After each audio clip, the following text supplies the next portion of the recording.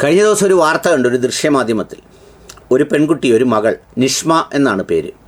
വയനാട്ടിൽ ഒരു ഹട്ട് തകർന്ന് ആ കുട്ടി മാത്രം മരണപ്പെട്ടു.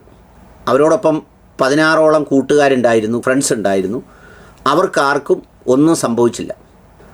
ആ വാർത്ത ഇപ്പോൾ അവരുടെ മാതാപിതാക്കൾ അതിനെക്കുറിച്ച് അന്വേഷിക്കണമെന്നും ഇവളുടെ ശരീരത്തിൻ്റെ പുറത്ത് പ്രത്യേകിച്ച് പാടുകളൊന്നും കണ്ടില്ലെന്നും ആന്തരിക അവയവങ്ങളാണ് തകർന്നതെന്നും അതുകൊണ്ട് അന്വേഷണം നടത്തണമെന്ന് വളരെ കണ്ണീരണിഞ്ഞ് ഉമ്മയും വാപ്പയും ചാനലുകാരോട് പറഞ്ഞു. ഒരു മകൾ മരിച്ച ഉമ്മയും വാപ്പയുമാണ്. വയനാട് പോയതാണ്. ആ കുട്ടി മേക്കപ്പ് ആർട്ടിസ്റ്റാണെന്നാണ് ഞാൻ ആ വാർത്ത വായിച്ചപ്പോൾ മനസ്സിലായത്. അപ്പോൾ അതിൻ്റെ താഴെ വലിയ ഇസ്ലാമിയത്തുള്ള സാലിഹായ കുറച്ച് ആങ്ങളമാരും മാമന്മാരും എല്ലാം കൂടെ വന്ന് അങ്ങോട്ട് കമൻ്റ് ഇട്ട് അങ്ങോട്ട് കുരു പൊട്ടി ഒലിപ്പിക്കുകയാണ്. എന്തു പറഞ്ഞാണെന്നറിയോ?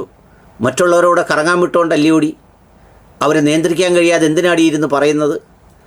പിന്നെ കുരു പൊട്ടിയിട്ട് ഇനി കാര്യമുണ്ടോ?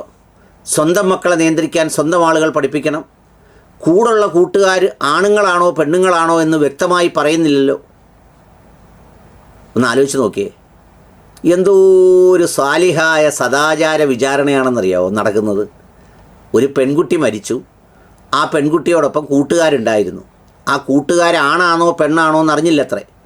പിന്നെ അത് മാത്രമല്ല, കുട്ടിയെ അങ്ങനെ കയറൂരി വിട്ടുകൊണ്ടല്ലേ എന്നാണ് ഈ ചേട്ടന്മാരെല്ലാം അതിൻ്റെ അടിയിൽ വന്ന് എഴുതിയിരിക്കുന്നത്. ഈ ചേട്ടന്മാരുടെ മേൽവിലാസം ഈ നമ്മുടെ മെസ്സഞ്ചറിലോ അങ്ങാണ് എല്ലാവരുടെയും ഒന്ന് അയച്ചു തരാമെങ്കിൽ. ഇപ്പോഴത്തെ കാലത്തെ ഈ ടീനേജുകാരായ മക്കളെ അവരെ സുഹൃത്തുക്കളോടൊപ്പം പോകാതെ വീട്ടിലിട്ട് അടച്ച് കൊട്ടയ്ക്കകത്ത് വെച്ച് കമഴ്ത്തി വളർത്തുന്ന വലിയ സദാചാര മാന്യന്മാരായ ആളുകളാണോ ഈ ചേട്ടന്മാരെന്നുള്ളത് ഒന്ന് അറിയേണ്ടതും കാണേണ്ടതുമാണ്.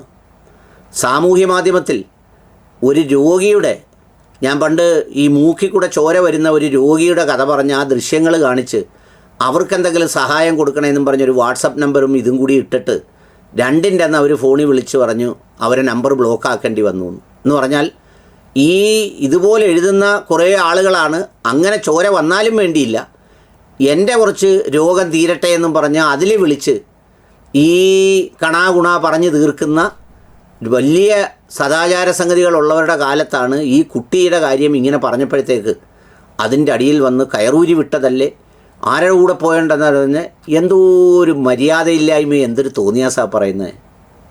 ഇന്നത്തെ കാലത്ത് പുതിയ കാലത്തിൻ്റെ കുട്ടികളുണ്ട്. ഈ കുട്ടികളെ സംബന്ധിച്ചിടത്തോളം അവർക്കൊരുപാട് സ്വാതന്ത്ര്യം വേണം. അവർ അതിനൊക്കെയുള്ള കാര്യങ്ങൾ ചെയ്യും. അവർ കറങ്ങാൻ പോവും, അവരുടെ കൂട്ടുകാരോടൊപ്പം പോവും.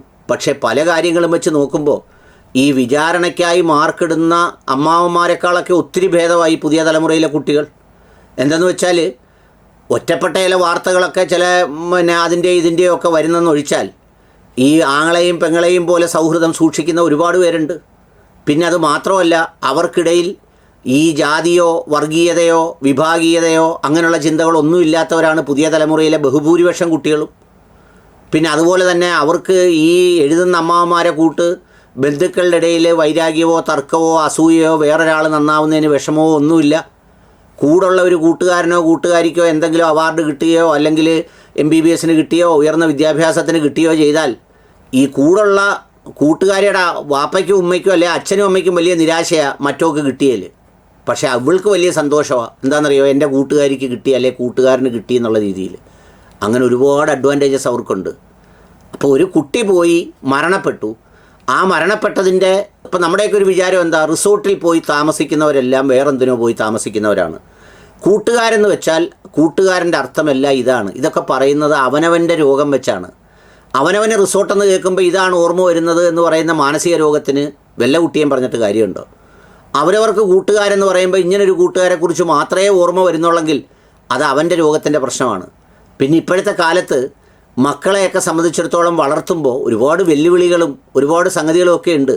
അവരുടെ ഇഷ്ടങ്ങളെ ന്യായമായ രീതിയിൽ ചിലതൊക്കെ അംഗീകരിക്കേണ്ടി വരും. നമ്മൾ സൂക്ഷ്മതയോടെ നമ്മൾ നോക്കേണ്ടി വരും, നമ്മൾ ശ്രദ്ധിക്കേണ്ടി വരും. ഈ അടുത്ത സമയത്തായിട്ട് ഒരാൾ പറയുമായിരുന്നു, ഇപ്പോൾ ഒരിടത്തും ഒരു പരീക്ഷ എഴുതാനൊരു കുട്ടി പോയി, സമയമായപ്പോൾ അവളുടെ ഹാൾ ടിക്കറ്റ് കയ്യിലില്ല. അവൾ പെട്ടെന്ന് അവളുടെ കൂടെ പഠിക്കുന്ന ഒരു പയ്യനോട് സ്കൂട്ടറിൽ എന്നെ ഒന്ന് വീട്ടിൽ കൊണ്ടുപോകാടാ, ഇതൊന്ന് എടുത്തുകൊണ്ട് വരാനാന്ന് പറഞ്ഞ് അതെടുക്കാൻ പോയി. അതെടുക്കാൻ പോകുന്ന വഴിയിൽ എന്തെങ്കിലും സംഭവിച്ച് ആ മരിച്ചുപോയ വാർത്തയുടെ പേരും പടവും പിറ്റേന്ന് പത്രത്തിൽ വന്നാലുള്ള സ്ഥിതി എന്തായിരിക്കും? ഇങ്ങനെയാണ് സംഭവിച്ചതെന്നും ഇതെടുക്കാൻ പോയതാണെന്നും വല്ലതും വരുമോ?